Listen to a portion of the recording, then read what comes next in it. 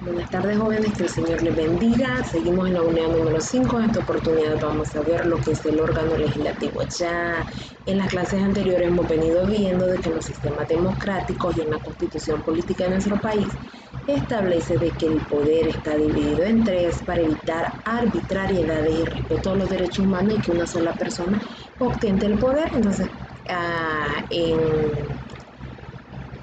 en el campo, ¿verdad?, de la democracia, recordemos de que el siglo de las luces fue importante. Montesquieu establece la división de los tres poderes del Estado, y cuando se forman las repúblicas de todos estos países, allá por 1838 al 40, toman esta idea, el poder dividido en tres. Al finalizar el video de esta clase van a completar en su libro la página 215 y 216 de su libro. De esta manera, en cada clase van a ir completando las páginas que corresponden a cada tema para no ir acumulando, porque en la antepenúltima semana del periodo número 4 me van a enviar la evidencia, que es el video de su libro completo de lo que es la unidad 5, que es la que estamos trabajando este periodo número 4. Vamos al órgano legislativo. ¿Quién compone el órgano legislativo? El órgano legislativo está compuesto por los llamados padres de la patria, o sea, los diputados. ¿Y dónde está contemplado estos periodos para que gobiernen estas personas? ¿Dónde lo establece? ¿Cuáles son sus funciones? Bueno, está en la Constitución Política de nuestro país. Vamos a ir viendo algunos artículos donde establece cada poder del Estado. En esta ocasión vamos a ver la composición del órgano legislativo. El órgano legislativo en nuestro país está compuesto por los diputados, también conocidos como los padres de la patria. Son electos de forma democrática por elecciones periódicas cada 3 años. Las elecciones de estos se hacen juntamente, la de alcaldes y diputados, cada 3 años. Según la Constitución Política lo establece, el cargo puede reelegirse esta persona en estos cargos, ¿verdad?, porque la Constitución así lo establece.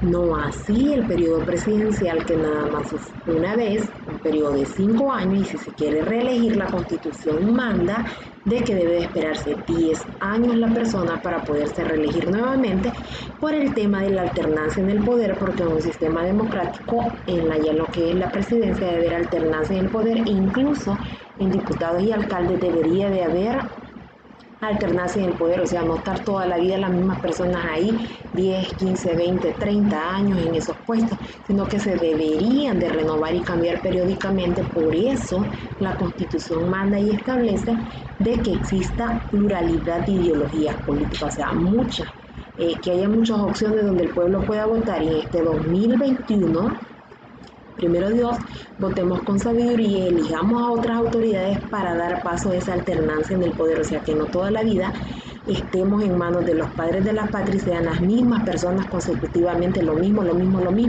Debe haber cambios, porque en un sistema democrático deben de existir los cambios y se le debe dar la oportunidad a todos para llegar a esos cargos.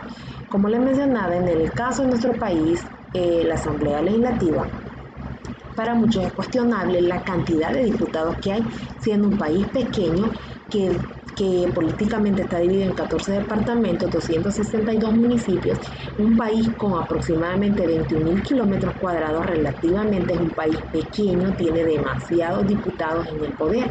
Obviamente las razones que dan estos personajes en la historia de nuestro país es de que debe de haber variedad de personas en la Asamblea Legislativa. Deben haber varios y de varios sectores sociales, como educadores, personas profesionales, comerciantes y empresarios, para a la hora de decidir tomar decisiones que nos favorezcan a todos, en teoría, porque en la práctica nosotros conocemos la realidad nacional de nuestro país, como se está viviendo. Prácticamente el poder ejecutivo lo ha fiscalizado lo que es el sistema legislativo, porque el presidente actual no tiene representatividad, ni mayoría ni representatividad en lo que es la Asamblea Legislativa. Vemos la dualidad y lucha de poderes prácticamente en nuestro país.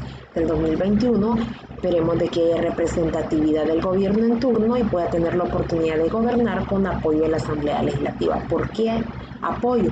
Porque si el presidente no tiene suficientes diputados que le apoyen en sus propuestas e iniciativas de ley, cambios o políticas que quiere aplicar en el territorio nacional se hace difícil porque necesita la aprobación de los diputados. Ya vamos a ver algunas de las funciones.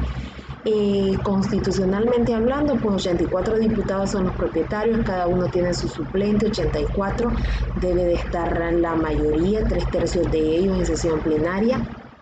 Estos son elegidos de forma democrática por medio del voto. Obviamente estas personas que ocupan estos cargos pertenecen a un partido político o crean uno para poder participar. Son electos para un periodo de 3 años, es reelegible para otro periodo, ¿verdad? Esa persona.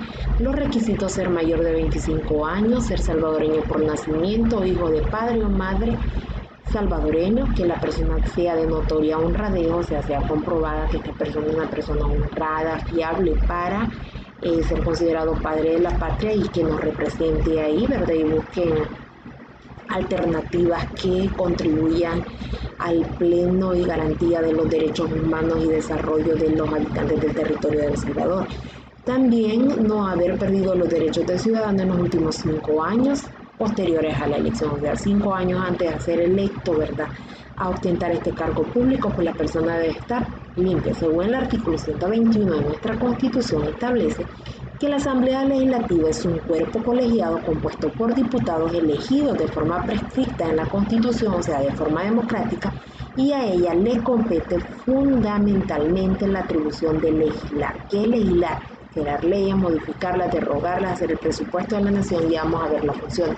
Pero algo bien importante también, entre los requisitos, si usted observa, entre los requisitos que pide la Constitución para ostentar este cargo público, representarnos y tomar las decisiones por aproximadamente los 7 millones de salvadoreños dentro de El Salvador, más los que están en el exterior, si usted observa en los requisitos solo se pide ser mayor de 25 años, salvadoreño por nacimiento, hijo de padre o madre salvadoreño, si nació en el exterior, que sea de notoria honradez y que no haya perdido los derechos de ciudadanos 5 años anteriores. Algo bien importante, si usted lo notó, lo académico no es requisito y la Constitución no establece ese requisito.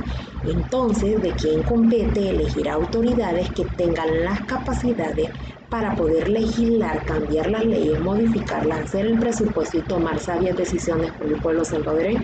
Obviamente somos nosotros los votantes, porque muchas veces votamos por partido, votamos por ideología, votamos por la persona, pero muchas veces se nos olvidan los requisitos. Los requisitos que la Constitución pide son estos. Si usted se percató, lo académico no es requisito, pero estas personas están cambiando las leyes, las están reformando, están haciendo el presupuesto, están velando por el pueblo salvadoreño, son representantes de la patria. Y si usted se percata, bueno, no es que una persona porque ha estudiado, o sea, debe o no debe ocupar estos cargos, el hecho es de que son cargos bien importantes donde tienen prácticamente en sus manos a 7 millones de habitantes en El Salvador.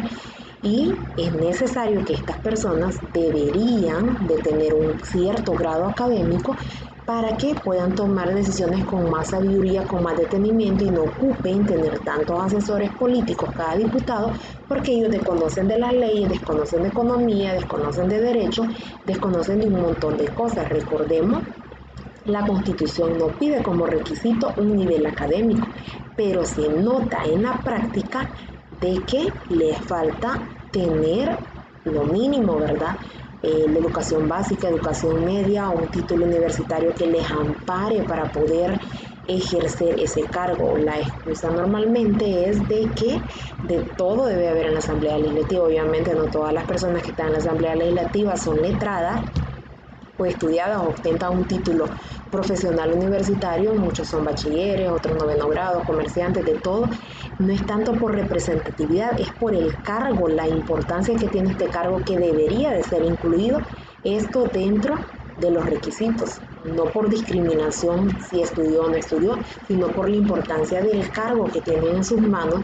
Debería ser necesario que esta persona por lo menos tenga un estudio a un nivel necesario para poder legislar y hacerlo con sabiduría, aparte con conocimiento de lo que se está realmente haciendo. Desgraciadamente en nuestro país, ellos son los que crean las leyes, las ejecutan, hacen todos esos cambios, y el requisito académico pues obviamente no creo que ocurra en los próximos años, porque obviamente no les favorece, porque la mayoría de ellos, o buena parte de ellos, pues no cumplen ese requisito para poder participar en estos procesos o comicios, ocupar estos cargos.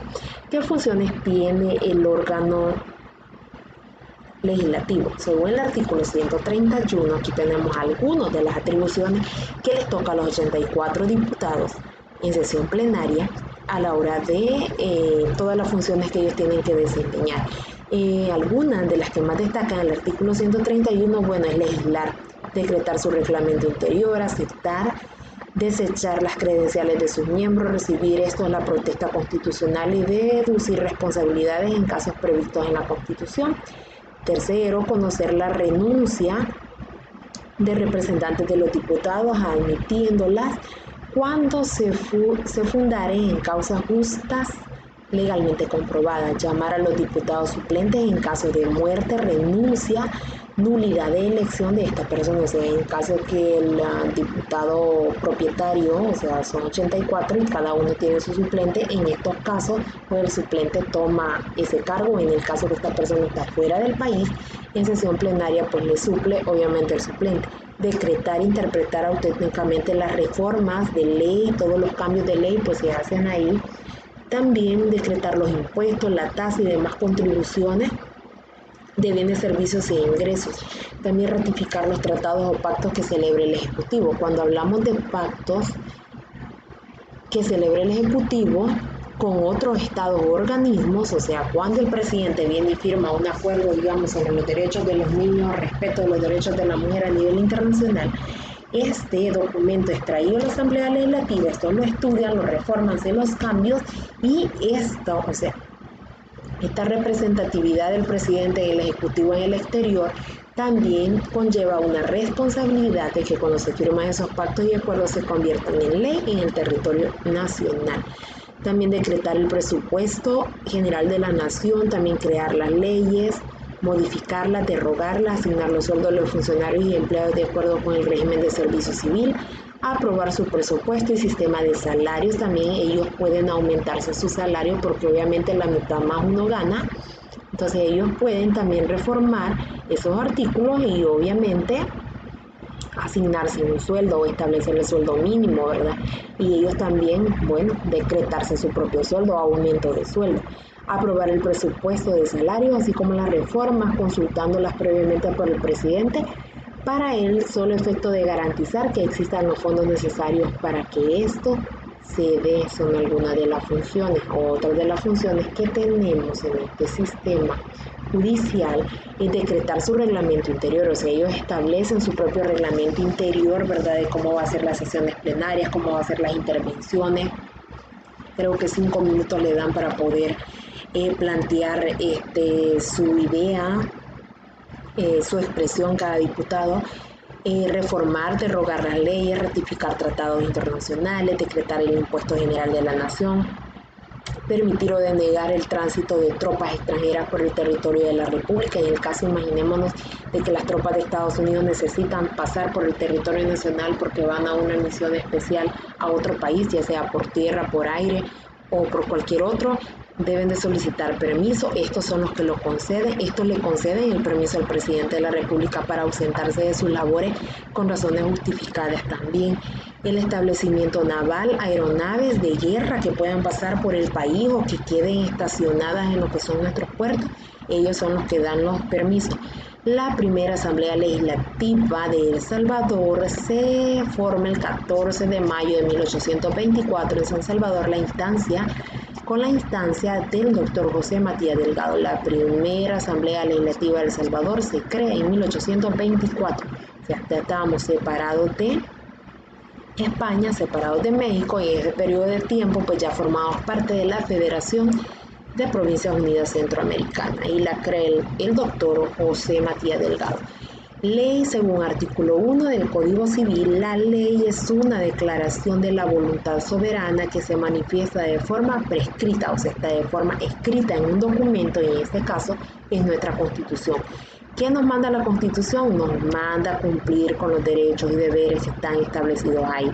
Nos da las prohibiciones y los límites que podemos hacer y que no podemos hacer. Y cada órgano del Estado tiene sus funciones establecidas en los artículos de la Constitución de la Constitución Política de nuestro país, al igual las funciones del presidente, vicepresidente, ministros, el Poder Ejecutivo, Legislativo